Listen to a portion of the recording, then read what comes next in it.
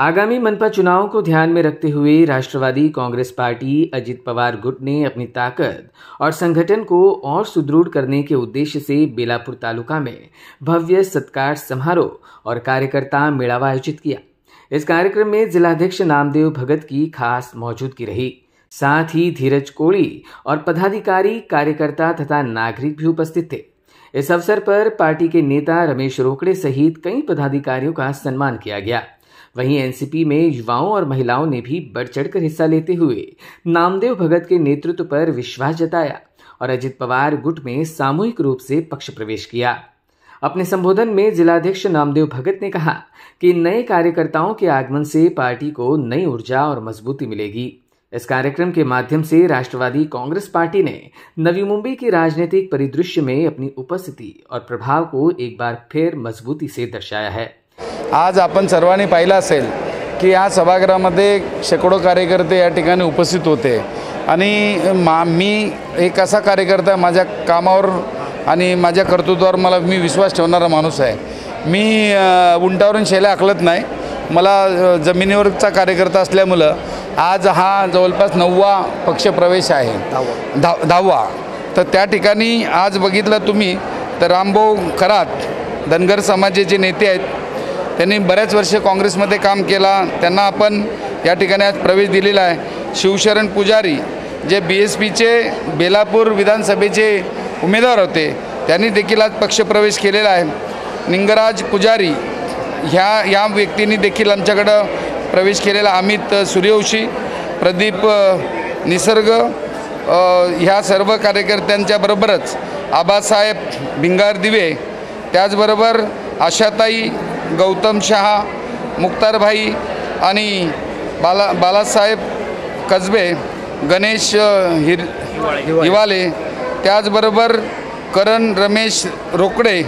आणि आज खास करून तुम्हाला सांगतोय की चिंचपाड्यामध्ये कोणी हिम्मत करत नव्हता, परंतु चिंचपाडामधून ऐरोली विभाग जो चिंचपाडा आहे त्या चिंचपाड्यामधून विकास उलारे हा कार्यकर्त्यांनी या ठिकाणी प्रवेश केलेला आहे। सपना सोनोने या देखील यांनी प्रवेश केले। असे कितीतरी कार्यकर्ते आज आपण बघितलं असेल। 10-15 मिनिटं लागले आम्हाला त्यांच्यावर खांद्यावर आमच्या पक्षाची शॉल टाकायची। तर मला विश्वास आहे आज अजितदादा असतील, तटकरे साहेब असतील, तटकरे ताई असतील, आमचे परांजपे साहेब असतील, यांच्या मार्गदर्शनाखाली मी काम करतो आणि आमचे सर्व कार्यकर्ते, लोकांना वाटतं आमचे कार्यकर्ते काहीच नाही, परंतु कार्यकर्ते आता तुम्हाला दिसले असतील, जरा लोकांना दाखवा। आणि खास करून शेवटची घटका मोजते त्याने लेख लिहिलेला आहे, तर त्यांना देखील ते पाठवा, म्हणजे त्यांनाही बघता येईल आणि त्यांचा लेख त्यांनी लिहिलेला ते मागे घेतील आणि त्यांची खात्री पटली पाहिजे।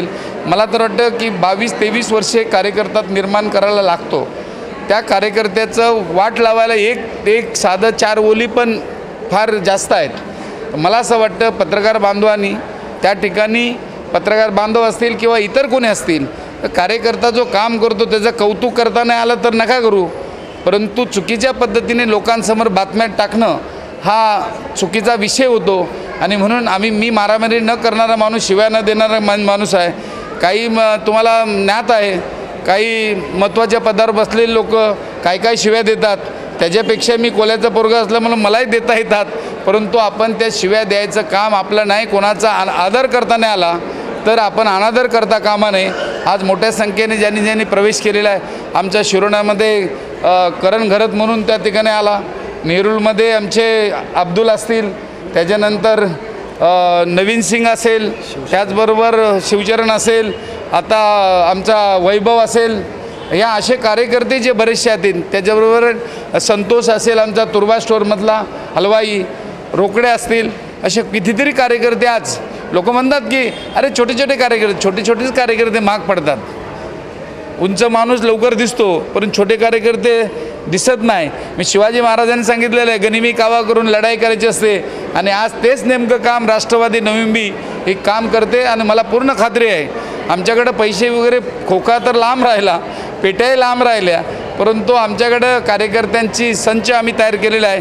आज या ठिकाणी किमान जवळपास 250 लोक, सर्व खुर्च्या भरून आज उभी होती लोक। याचा अर्थ काय होतो, एक छोट्याशा गावामध्ये एवढे कार्यकर्ते जमा होतात, तर निश्चितपणे मला माझा थोडासा ताकद वाढलेली दिसते, ती कार्यकर्त्यांचा त्याच्यामध्ये पाठबळ आहे.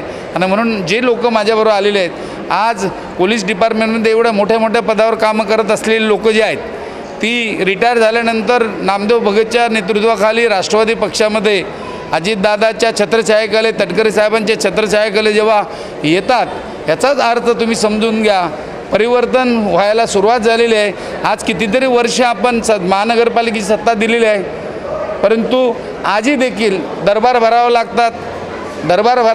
ही दरबार भरतात ते चांगली गोष्ट आहे, परंतु दररोज आपण जेव्हा काम करतो, आज महानगरपालिकेच्या तिजोरीमध्ये एवढा पैसा आहे, सिडकोनी सूने जे शहर बनवलेलं आहे, 20-20 वर्षे काही लोक आमदार आहेत, 20-20 वर्षे 25-25 30-30 वर्षे मंत्री, पालकमंत्री, उपमुख्यमंत्री, मुख्यमंत्री, त्यांचा मी सर्वांचा आदर करतो, परंतु एवढी सगळी ताकद आणि आमच्यासारखे कार्यकर्ते असल्यानंतर ह्या सर्व गोष्टी पेपरला वाचतो त्या व्हायला नको. म्हणून देवाला प्रार्थना करतो, महायुतीमधले आमचे मोठे मोठे लोक भांडणं करतात, रागाराग करतात, द्वेष एकमेकाच्या विरुद्ध करतात, त्याबरोबर मनामध्ये वाईट भावना तयार करतात. तर माझी देवाला प्रार्थना आहे, यांना सर्वांना सुबुद्धी देऊन नविंबीकरांनी जे मतदान केलेलं आहे, त्यांचे जे प्रश्न आहेत ते प्रश्न त्यांनी सोडवण्यासाठी तेवढा वेळ द्यावा, अशी माझी माफक मागणी आहे. Bureau input EW network.